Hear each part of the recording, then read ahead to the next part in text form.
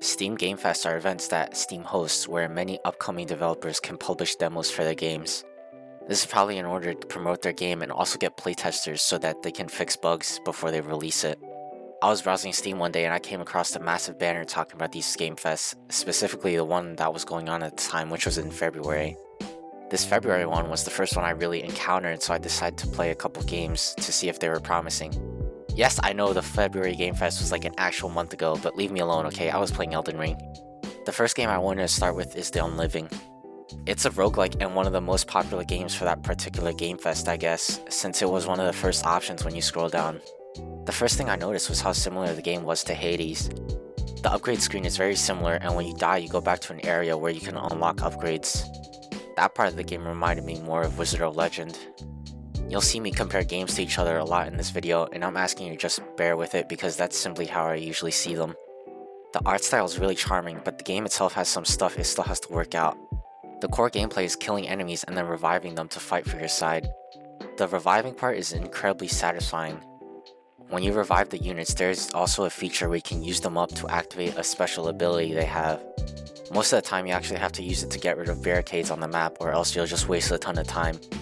It's kinda hard to do during gameplay when you have to worry about getting rid of key enemies and dodging stuff. I honestly think this game could just do without this sacrifice feature because of how hard it is to use during combat. Another part of the core gameplay is resource management, and I just found it hard to understand them.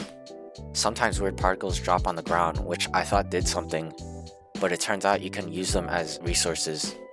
The thing is that there isn't like a bar on your HUD so you can save them for later.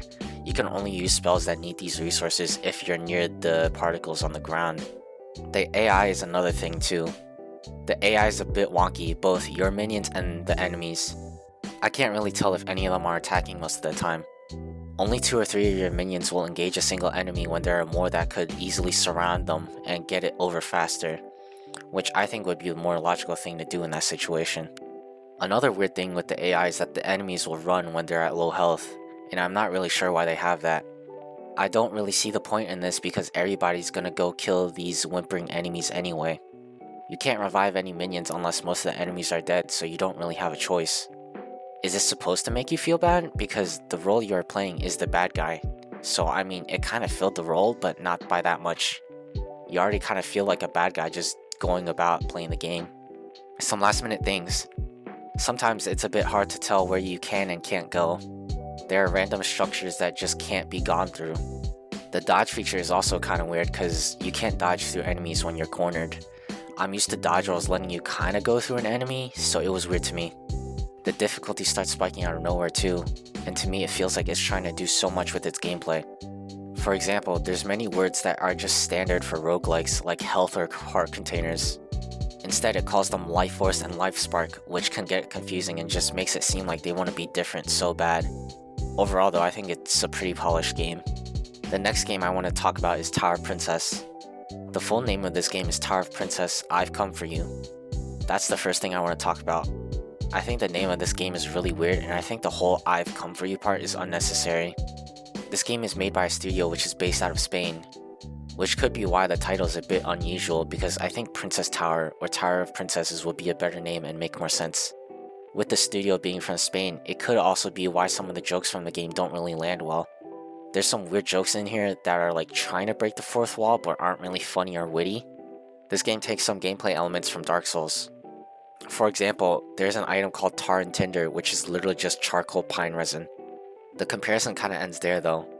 You could argue destructible environment is a Dark Souls thing too, but I'm not really sure. The environment being destructible doesn't really add anything to the game though, which is what Dark Souls does as well.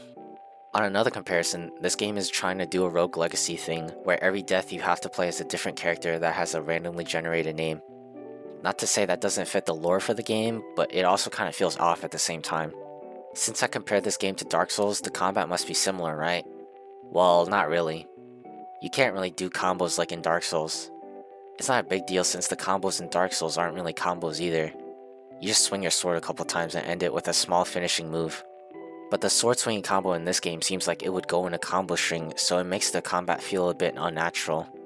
My sword also randomly stopped doing damage to an elite enemy I was fighting, so I had to wait for the extremely long cooldown on my skill. There was no explanation why that even happened, and I just thought that was really dumb. Lastly, I want to talk about the art. I'm a big fan of the art direction. It looks cartoony, but in a good way. One thing though is that some of the NPCs in this game are cardboard. I didn't think about it until I finished playing, but it actually might just be for the demo. In the main game, I do hope they are actual models instead of a pretty lazy cardboard cutout that doesn't really make sense lore-wise. I mentioned the lore for this game a lot, which is weird because that's not usually something I think about. But I think the lore for this game should make sense at least. It's a massive tower that houses princesses for some reason. You would kind of want to know the story behind that. These last 3 games I'm going to go through pretty quick since I didn't really have the attention span to play them. Adapt is the game, which is basically the second stage of Spore. I didn't really know what to do in this game, but if you're interested in a Spore type game, then you can check this out. I just wanted to mention this in the video since it's a pretty high quality game it seems like, but I was just never really a fan of Spore past the first stage. Speaking of which, forget Adapt, there needs to be a game that is just the entire first stage of Spore. The first stage was my favorite, and I tried to play it again thinking it was an endless level type of thing, but you can only get a certain amount of points for a certain amount of upgrades on your cell. I wanted to put a ton of spikes all over or other crazy shit like that, but I couldn't, which bummed me out. The last game I want to talk about is Core Keeper. Core Keeper is basically Forager and Stardew together. I guess you have to collect crystals to power up the thing you arrive on, like a spaceship or something, which is in the little starting area. In that same area, there's also weird altars that have vague phrases. I didn't really figure out how to make them work, but it might be a thing they just put in for when the game actually comes out. There's a food system which makes it sorta different, and you also level up skill trees by doing the action constantly. For example, you level up the walking skill by walking. I like that a lot because whatever part of gameplay you like to do, you're rewarded for doing it. I'm pretty disappointed in the fact that many of these games I played were just pretty obviously inspired by other games, if not completely ripping them off. You can see that with all the comparisons I make. Maybe if I didn't directly compare it, I would say they're more original, but personally I compare games a lot to try to learn mechanics easier. I would have liked to see more originality at least, or a different spin on things. The most original game I played was Unliving, which gave a good spin with you being a necromancer and using enemies to your advantage, but it still heavily borrowed elements from other games. I would still say I had a good experience with this specific Game Fest though. I think I'll look out for more Game Fests in the future to see what's coming out. Alright, that's it for the video. See ya.